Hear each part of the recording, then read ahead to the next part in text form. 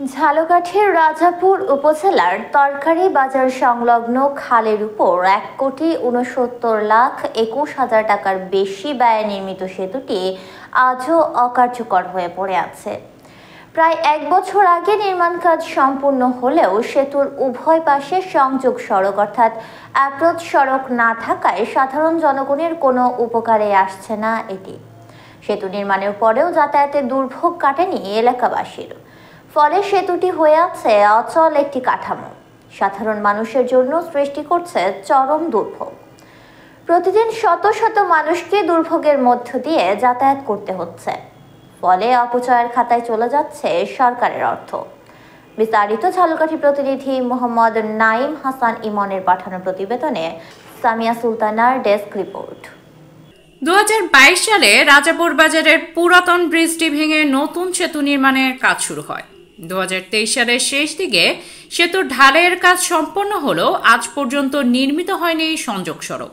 পুরো প্রকল্পের জন্য প্রাক্কলিত ব্যয় ধরা হয় ১,৬৯,২১,০০০ টাকার বেশি।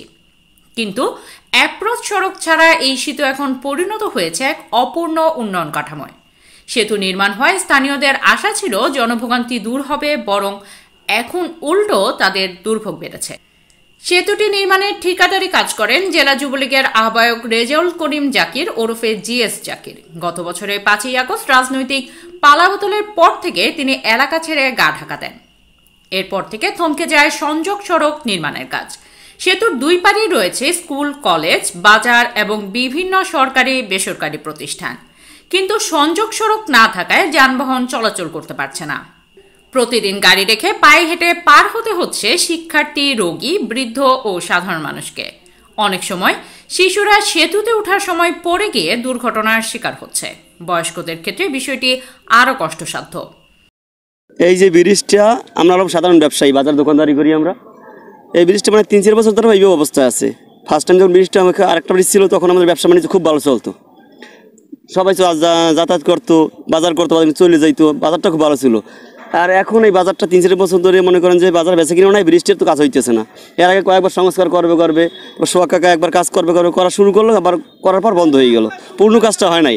আর এখন এমন অবস্থা যে দৈনিক 200 টাকার এখানে পরে অনেক সময় দেখা যায় মহিলারা বাজার করে নিয়ে ওঠে, কিন্তু ওই ইট বলে বাইজে পড়ে যায়, এই অবস্থায় আছে। কিন্তু সংস্কার কাজটা এখন পর্যন্ত হইতে সবাই আশ্বাস দিতেছে যে হবে, কিন্তু পূর্ণ কাজটা কখনো এখন আমরা হয় না, আমার সামনে দেখতেছি না। ঠিক আছে, তো এমন অবস্থায় আমরা শুধু একটাই আমাদের একটা আকুল আবেদন থাকবে যেন ব্রিজের কাজটা খুব তাড়াতাড়ি সম্পন্ন হয়, এতে করে দেখা যায় বাজারটাও বাঁচবে, বাজারে বেঁচে কিনে লোকজনের এই যে দুর্ভোগটাও কমবে।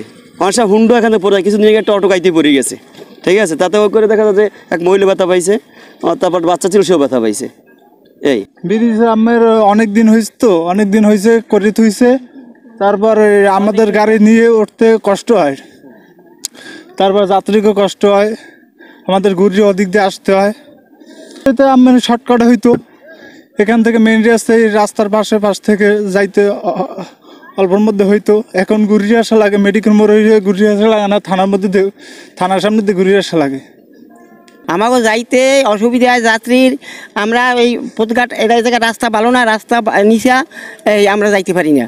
এই আমাকে যাওয়া লাগে মেডিকেল করিয়া, বা আবার যাওয়া লাগে থানার সামনে দিয়ে যাওয়া লাগে। এই আমাকে আর যাওয়ার পথ নাই, এইটা হলে সোজা পথ।